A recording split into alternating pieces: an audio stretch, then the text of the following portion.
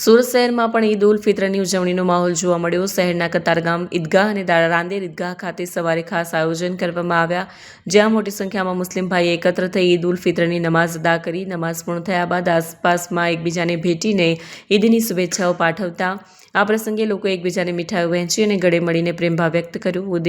ઈદ ઉલ ફિત્રના મહત્વને ધ્યાનમાં રાખીને સ્થાનિક પોલીસ તંત્ર દ્વારા વ્યાપક બંદોબસ્તની વ્યવસ્થા હતી।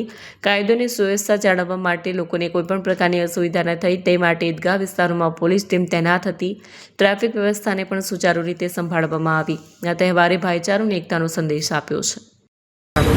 આજનો મારો સંદેશો હમણાં મારું પ્રવચન હતું ઈદગાહમાં, એમાં મેં બે વસ્તુ કહી કે આપણે દેશમાં એક ગરિમાની સાથે અને યુનાઇટ થઈને રહેવાનું છે અને મોહબ્બતથી રહેવાનું છે અને સારા મેનર્સ કેળવવાના છે ને આપણા નવયુવાનોને શિક્ષા અને ગ્રેજ્યુએશન કરવું જોઈએ।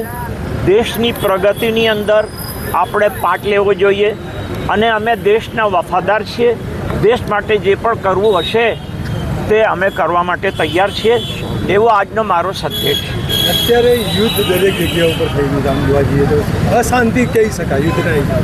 આજે મારો પેગામ એ હતો કે જ્યાં અશાંતિ છે આખી દુનિયાની અંદર, તેના માટે પ્રાર્થના કરવામાં આવી और પ્રાર્થના એ કરવામાં આવી કે આ અશાંતિ દૂર થાય।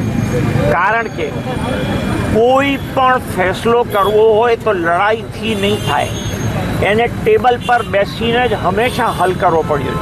મોટા મોટા યુદ્ધો થયા પણ છેલ્લે ટેબલ પર બેસીને જ એ મસલો હલ થયો।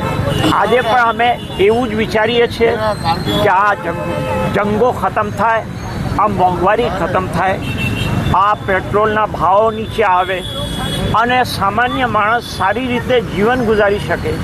એના માટે દેશમાં નહીં આખી દુનિયામાં શાંતિની લહેર હોવી જોઈએ।